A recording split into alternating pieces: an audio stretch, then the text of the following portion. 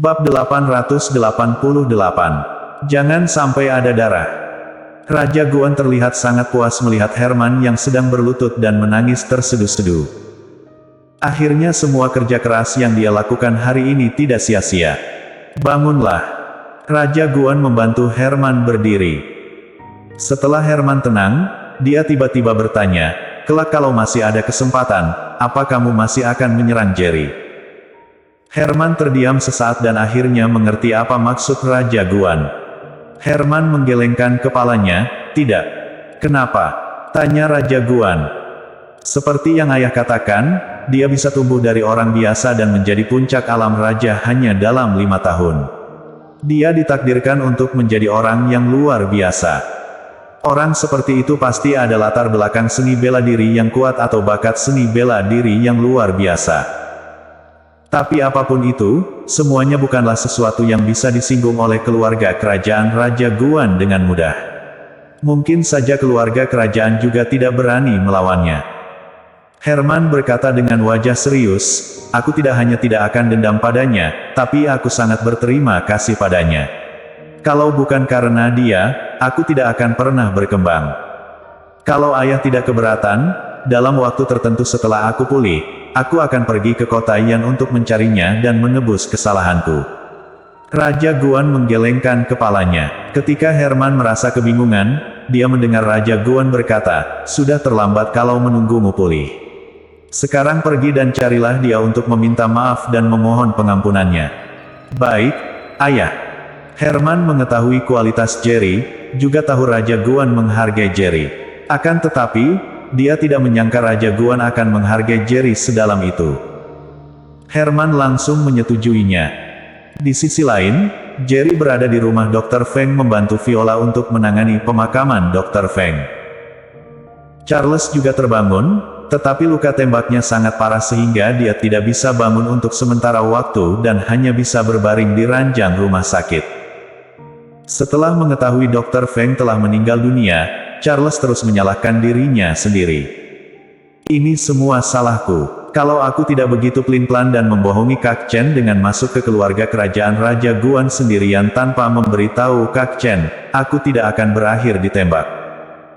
Kalau aku tidak tertembak, Dr. Feng tidak perlu mengerahkan tenaga untuk menyelamatkan hidupku." Charles menyalahkan dirinya sendiri dan merasa semakin bersalah setelah melihat wajah sedih Viola.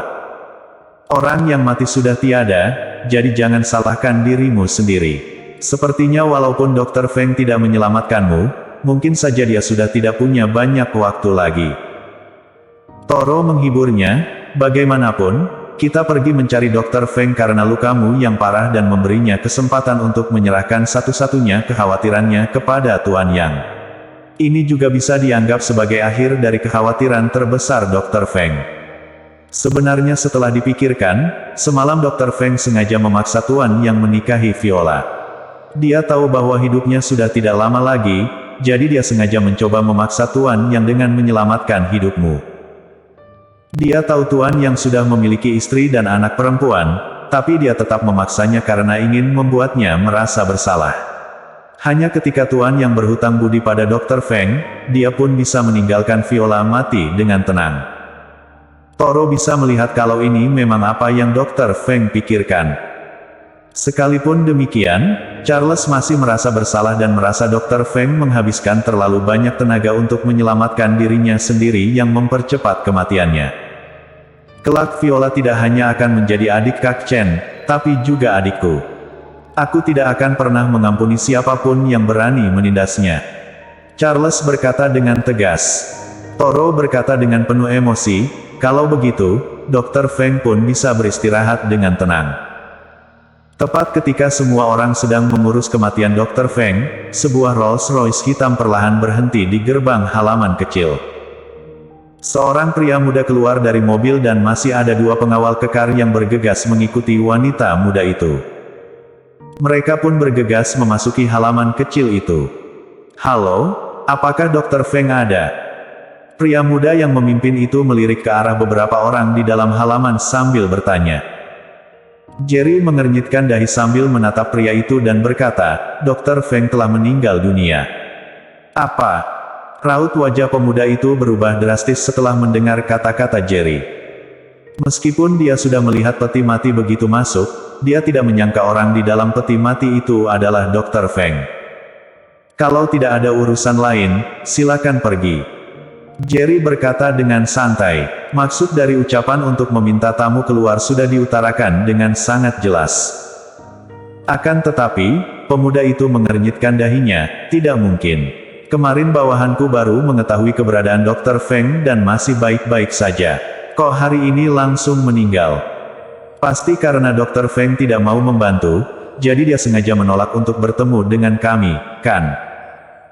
Tatapan Jerry tersirat dengan kemarahan. Kalau masih belum pergi, jangan salahkan aku karena bersikap tidak segan pada kalian. Jerry tidak mau melakukan apapun di hadapan peti mati Dr. Feng. Pria muda itu menatap Jerry dengan acuh tak acuh sebelum berkata dengan sombong, "Aku Jared dari keluarga Jiang di kota Raja Guan dan hari ini aku datang untuk menjemput Dr. Feng dan pergi ke rumah keluarga Jiang dan merawat kepala keluarga Jiang yang merupakan kakekku. Selama kakekku bisa disembuhkan, berapapun harganya tidak akan menjadi masalah. Tidak semua orang memenuhi syarat untuk merawat kakekku, jadi jangan bersikap tidak tahu diuntung." Jared bersikap sangat sombong seolah bisa menyembuhkan kakeknya adalah hal yang luar biasa. "Nyahlah!" Jerry berteriak dengan marah. Toro juga keluar sambil menatap Jared dengan dingin dan berkata, "Keluar dari sini dalam 30 detik. Kalau tidak, kami akan membunuhmu tanpa ampun." Setelah itu, Toro langsung mengeluarkan pistol dari pinggangnya dan menatap Jared dengan acuh tak acuh. Toro sudah mengenakan seragam perang, tetapi kali ini dia mengeluarkan pistol dan terlihat marah. Ternyata itu adalah seseorang dari area peperangan. Pantas saja bisa begitu sombong. Jared menggertakkan giginya dan berkata, "Terus kenapa kalau dari area peperangan? Keluarga Jiang adalah keluarga kerajaan.